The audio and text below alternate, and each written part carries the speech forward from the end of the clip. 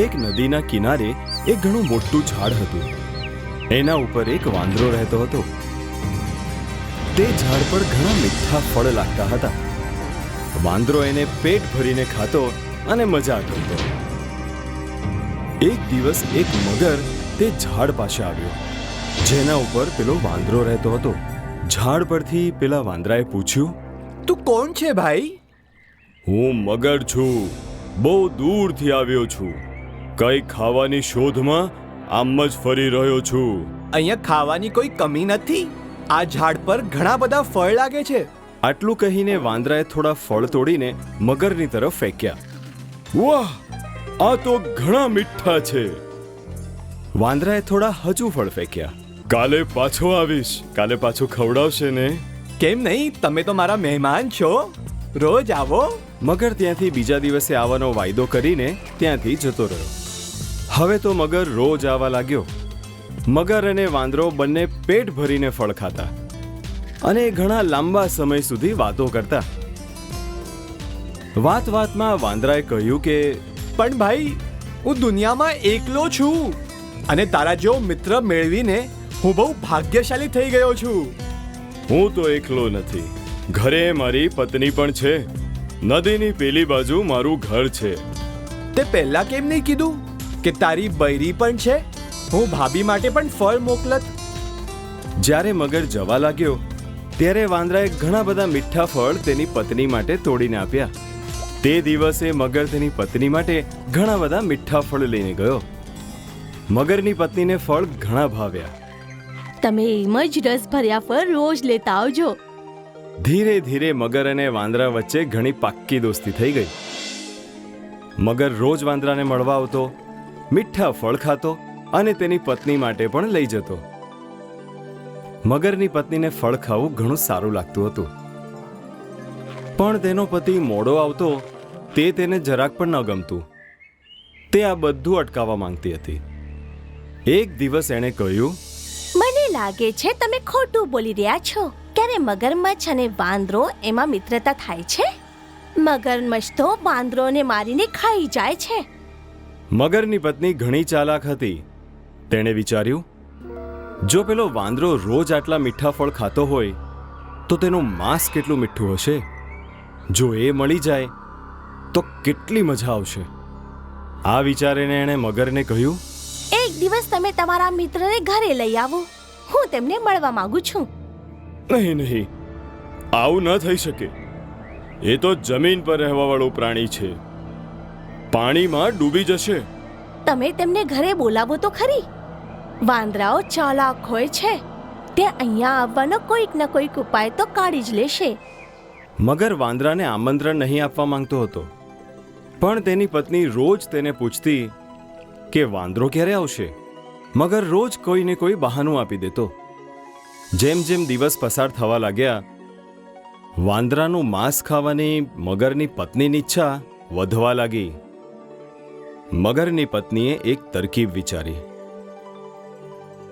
એક દિવસ તેણે બીમારીનું નાટક કર્યું અને એવી રીતના રડવા લાગી કે જાણે એને બહુ જ દુખતું હોય. મગર તેની પત્નીની બીમારીથી ઘણો દુઃખી થયો. એ એની પાસે બેસીને બોલ્યો, બતાવ, હું તારા માટે શું કરું? હું માંદી પડી ગઈ છું. મેં જ્યારે વૈદ્યને પૂછ્યું તો એ મને કહ્યું કે જ્યાં સુધી હું બંદરનો કાળજો નહીં ખાઈશ હું ઠીક નહીં થવાની. વાંદરાનું કાળજું? હા, વાંદરાનો કાળજો. જો તમે ઈચ્છો છો કે હું બચી જાઉં તો તમે તમારા મિત્ર વાંદરાનો કાળજો લાવીને મને ખવડાવો. હું એ કેવી રીતના કરી શકું? મારો એક જ તો મિત્ર છે. હું એને કેવી રીતના મારી શકું? તો પછી ઠીક છે. જો તમે તમારો મિત્ર આટલો વાલો છે તો તમે એની પાસે જાઓ. તમે તો ઈચ્છો છો કે હું મરી જાઉં. મગર સંકટમાં મુકાઈ ગયો. તેને સમજ નહીં પડી રહી હતી કે શું કરે. વાંદરાનું કળેજું લાવે તો એનો મિત્ર મરી જાય, અને જો નહીં લાવે તો તેની પત્ની મરી જાય. તે રડવા લાગ્યો અને બોલ્યો,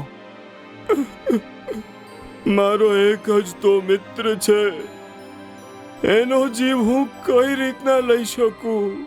તો શું થયું? તમે મગરમચ્છ છો, મગર તો જીવોને મારે જ છે. મગર જોર જોરથી રડવા લાગ્યો. તેની બુદ્ધિ કામ નહીં કરી રહી હતી, પણ એટલું એ જાણતો હતો કે પતિએ પત્નીનું ધ્યાન તો રાખવું જ પડે. તેણે નક્કી કર્યું કે તેની પત્નીનું જીવન ગમે તે રીતે બચાવશે જ. આટલું વિચારીને તે વાંદરા પાસે ગયો. વાંદરો મગરની રાહ જોતો હતો. કેમ દોસ્ત, આજે આટલી વાર કેમ થઈ ગઈ? બધું હેમ કેમ તો છે ને? મારો અને મારી પત્નીનો ઝઘડો થઈ ગયો છે. તે કહે છે કે હું તારો મિત્ર નથી, કારણ કે મેં તને મારા ઘરે નથી બોલાવ્યો. એ તને મળવા માંગે છે. એણે કહ્યું છે કે હું તને મારી સાથે લઈ જાઉં. જો તું નહીં ચાલશે તે મારી સાથે પાછું ઝઘડશે. બસ આટલી જ વાત હતી. હું પણ ભાભીને મળવા માંગતો હતો, પણ હું પાણીમાં કેવી રીતે ચાલીશ? હું તો ડૂબી જઈશ. એની ચિંતા તું નહીં કર, હું તને મારી પીઠ ઉપર બેસાડીને લઈ જઈશ. વાંદરો માની ગયો. તે ઝાડ પરથી નીચે ઉતર્યો અને કૂદીને મગર ઉપર બેસી ગયો. નદીની વચ્ચે પહોંચીને પાણીમાં આગળ જવાના બદલે પાણીમાં ડૂબકી લગાવવાના જ હતો, પણ વાંદરો ગભરાઈ ગયો અને બોલ્યો, શું કરે છે ભાઈ? જો તે ડૂબકી લગાડી તો હું ડૂબી જઈશ. હું તો ડૂબકી લગાવીશ જ. હું તને મારવા જ તો લાવ્યો છું. આટલું સાંભળીને વાંદરો સંકટમાં મુકાઈ ગયો. એણે કહ્યું, કેમ ભાઈ?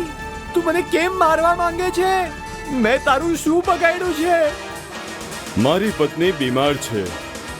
વૈદ્યે તેનો એક જ ઈલાજ કહ્યો છે. જો તેને વાંદરાનું કળેજું મળી જાય તો તે બચી જશે.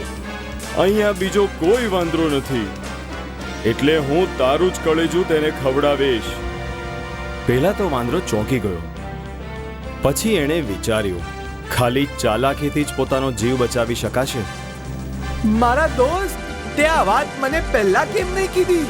હું તો ભાભીને બચાવવા માટે મારો કલેજો ખુશી ખુશી આપી દેત, પણ એ તો નદીના કિનારે ઝાડ ઉપર ટાંગ્યું છે. હું એને સાચવવા માટે ત્યાં જ રાખું છું. તે આ વાત જો મને પહેલા કરી હોત તો હું એને સાથે લઈ આવત. એ વાત છે. હા, ચલ જલ્દી પાછા જઈએ, ક્યાંક એ વધારે માંદી ના પડી જાય. મગર પાછો ઝાડ તરફ તરવા લાગ્યો અને જલ્દીથી ત્યાં પહોંચી ગયો. જેવો કિનારો આવ્યો, વાંદરો કૂદીને ઝાડ ઉપર ચડી ગયો અને એણે હસીને મગરને કહ્યું, જા મૂરખ જા, પાછો તારા ઘરે વહી જા. તારા ડાયન પત્નીને કહેજે કે તું દુનિયાનો સૌથી મોટો મૂરખ છે. કોઈ આ દુનિયામાં આપણો કલેજો અલગ કરીને રાખી શકે છે?